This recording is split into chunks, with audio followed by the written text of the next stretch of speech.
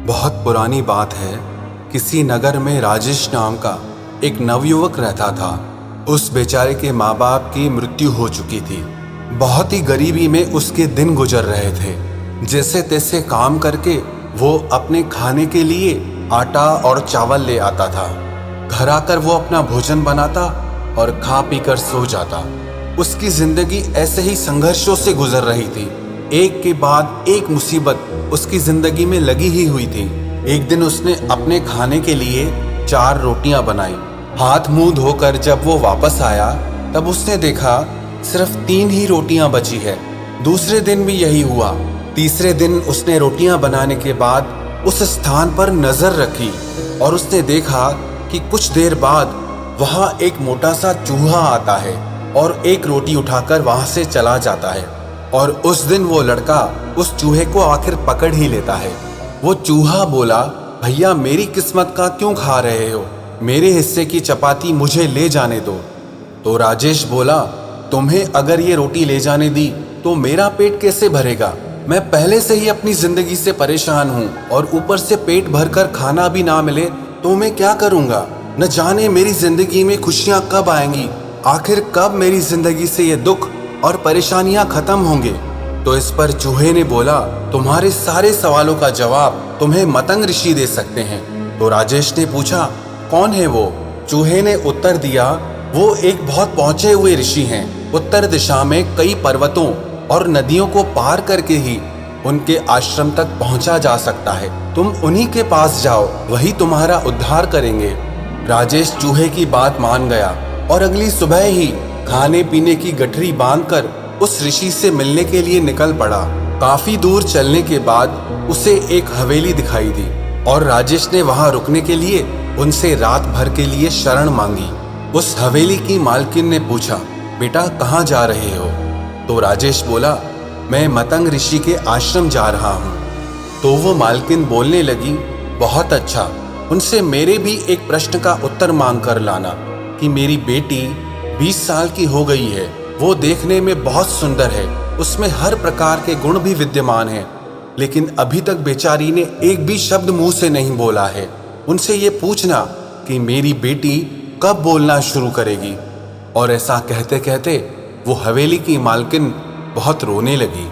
तो राजेश ने उनसे कहा, आप बिल्कुल भी परेशान मत हो, मैं आपका उत्तर लेकर जरूर आऊँगा। अगले दिन राजेश आगे की यात्रा के लिए निकल पड़ा। रास्ता बहुत ज्यादा लंबा था। रास्ते में उसे बड़े बड़े बर्फीले पहाड़ मिले। उसे समझ नहीं आ रहा था कि कैसे पार करूं और समय बीतता जा रहा था। तभी उसे मार्ग में एक तांत्रिक दिखाई दिया जो वहां पर बैठकर तपस्या कर रहा था।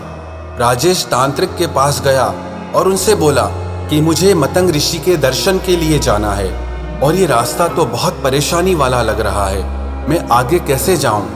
तो उस तांत्रिक ने कहा, मैं तुम्हारा सफर आसान बना दूंगा, पर तुम्हें मेरे एक प्रश्न का उत्तर लाना होगा। तो राजेश उनसे कहने लगा, अगर आप मुझे वहां पहुंचा सकते हैं तो आप खुद वहां क्यों नहीं चले जाते? तो वो तांत्रिक कहने लगा कि अगर मैंने इस स्थान को छोड़ा तो मेरी तपस्या भंग हो जाएगी। तो राजेश ने उनसे कहा, आप मुझे अपना प्रश्न बताएं, मैं आपका उत्तर जरूर लेकर आऊंगा। तो वो तांत्रिक कहने लगा, उन ऋषि से पूछना कि मेरी तपस्या कब सफल होगी, मुझे आत्मज्ञान कब प्राप्त होगा। इसके बाद तांत्रिक ने अपनी तांत्रिक विद्या से उस लड़के को पहाड़ पार करा दिया। अब आश्रम तक पहुंचने के लिए सिर्फ एक नदी ही पार करनी थी और वो लड़का इतनी बड़ी नदी देखकर बहुत घबरा गया। तभी उसे नदी किनारे एक बड़ा सा कछुआ दिखाई दिया। उस लड़के ने कछुए से मदद मांगी, आप मुझे अपनी पीठ पर बैठाकर नदी पार करा दीजिए। कछुए ने कहा, ठीक है, मैं तुम्हारी मदद जरूर करूंगा। जब दोनों नदी पार कर रहे थे तो कछुए ने पूछा, तुम कहाँ जा रहे हो? तो उस लड़के ने उत्तर दिया, मैं मतंग ऋषि से मिलने जा रहा हूँ। तो कछुआ कहने लगा, ये तो बहुत अच्छी बात है, क्या तुम मेरा एक प्रश्न उनसे पूछ सकते हो? तो राजेश ने बोला, हाँ, मैं उनसे आपके प्रश्न का उत्तर जरूर लेकर आऊंगा। तो वो कछुआ कहने लगा, मैं एक असाधारण कछुआ हूँ जो समय आने पर ड्रैगन बन सकता है। मैं 500 सालों से इसी नदी में हूँ और ड्रैगन बनने की कोशिश कर रहा हूँ, लेकिन मैं कब ड्रैगन बनूंगा, इस प्रश्न का उत्तर तुम उनसे पूछ कर आना। नदी पार करके कुछ दूर जाने पर मतंग ऋषि का आश्रम दिखाई देने लगा। आश्रम में प्रवेश करने पर शिष्यों ने उस लड़के का बहुत स्वागत किया। संध्या समय पे उस ऋषि ने राजेश को अपने दर्शन दिए और उनसे बोलने लगे, हे पुत्र, मैं तुम्हारे किसी भी 3 प्रश्नों का उत्तर दे सकता हूँ, तुम अपना प्रश्न पूछो। वो बहुत सोच में पड़ गया कि वो अपना प्रश्न पूछे या उसकी मदद करने वाली मालकिन, तांत्रिक और कछुए का प्रश्न पूछे। वो अपना प्रश्न पूछना चाहता था, पर उसने सोचा कि उसे मुसीबत में मदद करने वाले लोगों का उपकार नहीं भूलना चाहिए। उसे ये नहीं भूलना चाहिए कि उसने उन लोगों से उनके प्रश्न का उत्तर लाने का वादा किया है। उसी पल उसने निश्चय किया कि वो खूब मेहनत करेगा और अपनी जिंदगी को बदल देगा।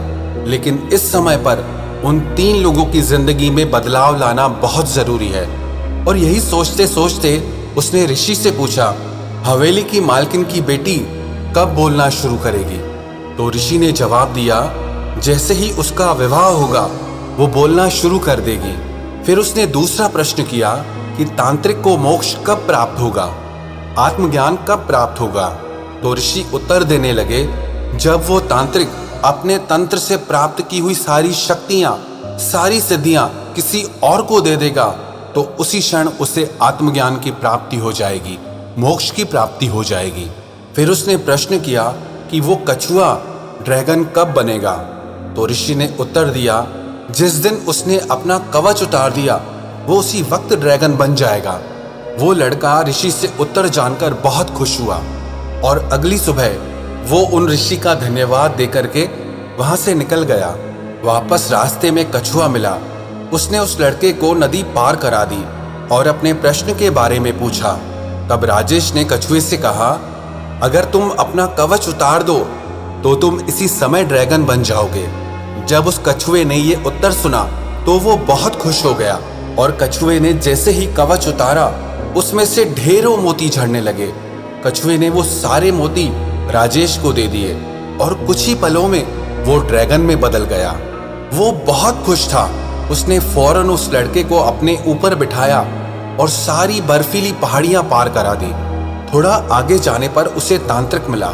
राजेश ने तांत्रिक को ऋषि की सारी बात बता दी कि जब आप अपनी तांत्रिक विद्या, अपनी शक्तियां किसी और को दे देंगे तो आपको उसी क्षण मोक्ष की प्राप्ति हो जाएगी, आत्मज्ञान की प्राप्ति हो जाएगी। तो वो तांत्रिक बोला, अब मैं कहाँ किसे ढूंढने जाऊंगा? ऐसा करो, तुम ही मेरी विद्या ले लो।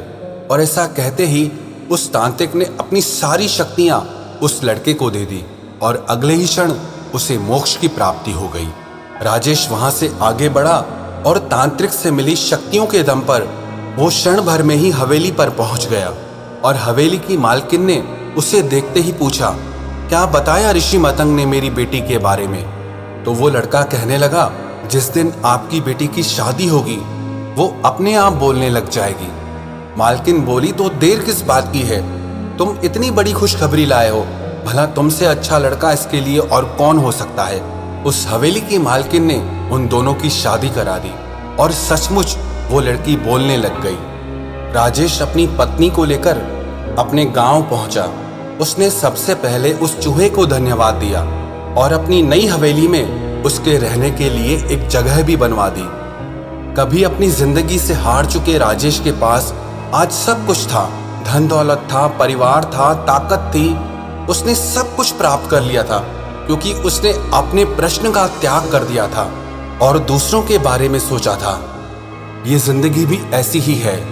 कई बार जब हम अपना स्वार्थ छोड़कर किसी दूसरे की मदद करते हैं, किसी और का भला करते हैं, तो वो कुदरत, वो प्रकृति हमें उस भलाई का बदला 100 गुना करके लौटाती है।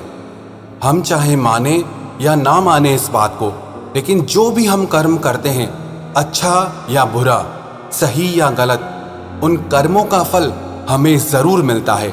अगर आपने किसी के साथ भलाई की है, अच्छाई की है, तो विश्वास रखना उस भलाई का फल, उस अच्छाई का फल एक दिन आपको जरूर मिलेगा।